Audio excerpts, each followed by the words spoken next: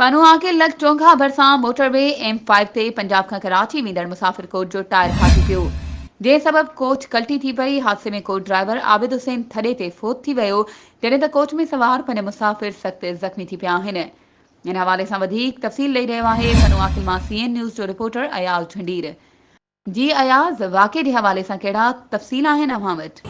जी नाइला अव्हांखे हम तावातरीन ख़बर खां आगाह करे पिया त पन्नो आकिल लॻभॻि थाणे जी हद चुंघा स्टॉप वटि मोटरवे M5 ते पंजाब खां कराची वेंदड़ कोच जो टायर बस्ट थियण सबबि उहा कोच कल्टी थी पई आहे, जंहिं जे नतीजे में ड्राइवर आबिद हुसैन थॾे ते फ़ौत थी वियो, जॾहिं त उन में सुवार मुसाफ़िर हसनैन, शाहिद ऐं अख़्तर समेत 5 ॼणा सख़्त ज़ख़्मी थी पिया, जिन खे रेस्क्यू इदारनि पुलिस फ़ौरी तौर ते तालका अस्पताल पन्नो आकिल पहुचायो, जिते डॉक्टरनि ज़रूरी कार्रवाई बाद लाश वारसनि हवाले कयो ऐं ज़ख़्मियुनि खे वधीक तिबी इमदाद लाइ सखर एमएन अस्पताल ॾांहुं रेफर कयो वियो आहे।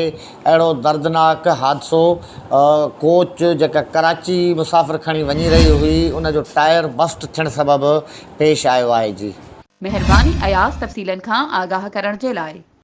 वधीक ख़बरुनि ऐं अपडेट्स जे लाइ असांजे चैनल खे सब्सक्राइब कयो ऐं हा, बेल आइकन खे प्रेस करणु न विसारिजो त जीअं असांजी हर नई अचण वारी वीडियो तव्हां ताईं पहुची